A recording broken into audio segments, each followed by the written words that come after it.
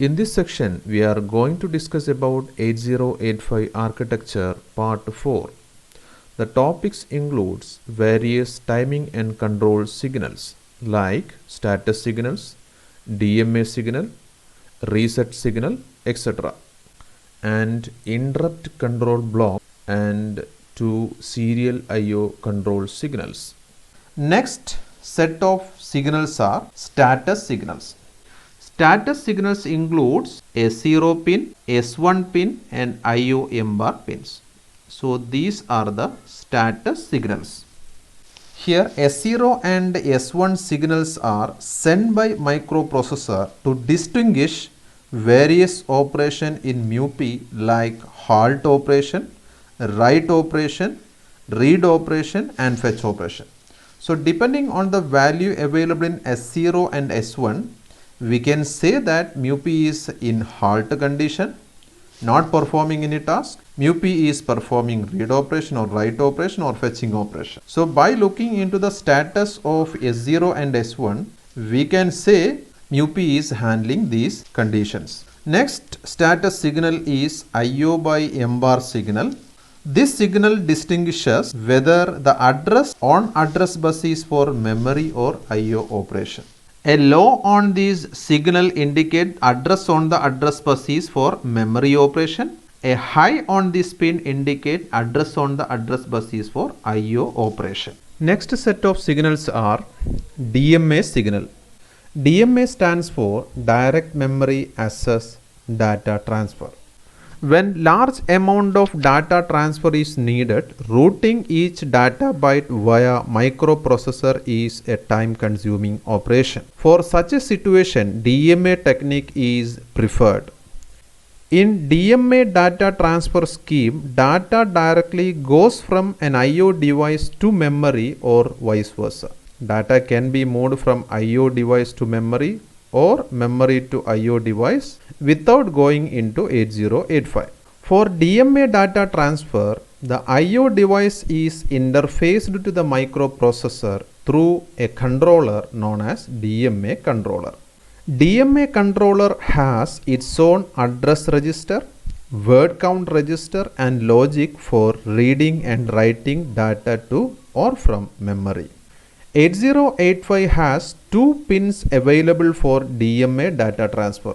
Those pins are hold pins and HLDA pins. When DMA controller is ready for data transfer, DMA controller send a high hold signal to 8085. The 8085 microprocessor then tri-state its address data control buses in the following machine cycle. 8085 also send a high HLDA signal to the DMA controller indicating that it has turned over control. Then DMA controller take the control of buses and transfer data directly between IO device into memory or vice versa. Now all the control is handling by another DMA controller. So at the end signals, of data transfer, the controller returns the control to the microprocessor by sending back a low hold signal. So during initial time, a high hold signal is sending into MUPI. After completing this bulk data transfer directly between IO and memory, DMA controller will send a low hold signal.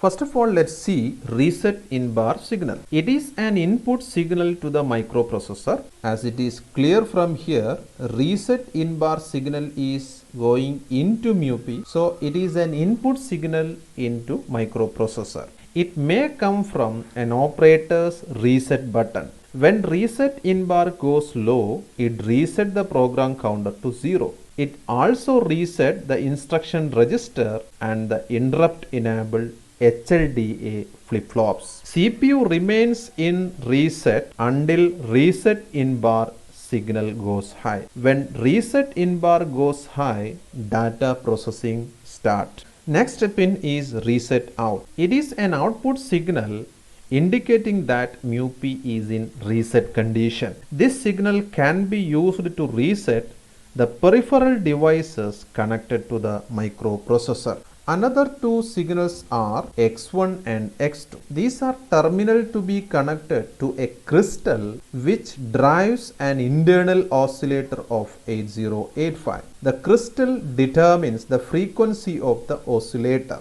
The oscillator output drives a flip-flop which produce clock signal and clock bar signal. This clock bar signal and clock signal drives the clock out pin of 8085. Since the flip-flop divides the oscillator output by 2, clock frequency is half the crystal frequency.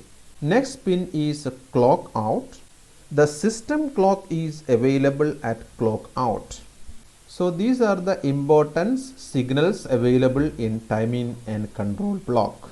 Next important block is interrupt control.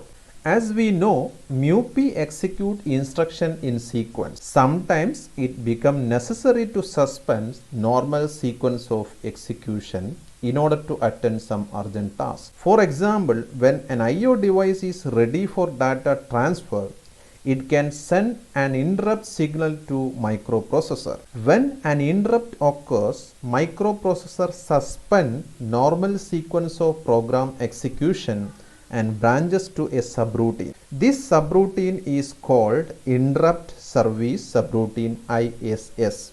Function of ISS is to service the device which has interrupted microprocessor. After completing ISS, program controller is transferred to main program. Before branching to subroutine, mu p saves the content of program counter in stack. After completion of subroutine, mu p takes return address from stack to program counter. Let's see the interrupt process in 8085. So this is the main program. Say at this time some interrupt came. So we know the content of program counter always point the address of next instruction. So in order to restart from next instruction onwards, we need to save the content of program counter. For that we can use stack. The content of program counter during subroutine and interrupt condition is saved in stack. And after saving the program counter, we need to disable interrupts. And after that, microprocessor will send out an interrupt acknowledgement signal, that is INTA bar. After doing all these things, mu p will service the interrupt service subroutine, the urgent task. It contains so many instructions. Then after completing this subroutine, now we can enable the interrupt by means of instruction EI. Then we need to return into the main program. For that we can use the instruction return. So before coming into the main program, we need to take the content of program counter which is saved in stack into program counter again. Then we can go into main program so that it will restart the execution of main program. The function of stack will come during subroutine also. What is subroutine? While writing a program, one operation may be used in different spaces of program. If a number of instructions are required to realize such type of operation, then these instructions are to be repeated again and again in the problem. This would be a waste of memory space. The concept of subroutine can be used to avoid repeating same code over and over in a program. So a subroutine is a program that performs an operation which occurs repeatedly in the main program. For example, multiplication of two numbers, time delay, inversion of matrix. These are all examples of subroutine which is repeatedly occur in a main program. Let's consider this is the main program. Say the main program contains the location starting from 2000 to 2005F. When mu p execution reached into machine code with address 2042. Suppose a repeated operation came. Say the repeated operation is having the machine code starting from location 2070 to 207F. Whenever execution in main program reaches 2042, it will call subroutine, that is the repeated operation. So whenever it is calling subroutine, the content of program counter is now address of next instruction. What is the address of next instruction? 2043. So the content of program counter, that is 2043, need to be saved in stack before branching into subroutine, so that after returning from the subroutine, it needs to start the execution from 2043 onwards. So before branching to subroutine, the content of PC, that is 2043, need to be saved into stack, and after completing the subroutine, 2043 need to be take back from stack into PC. So for that we can use stack pointer. Stack pointer contains the address of stack top.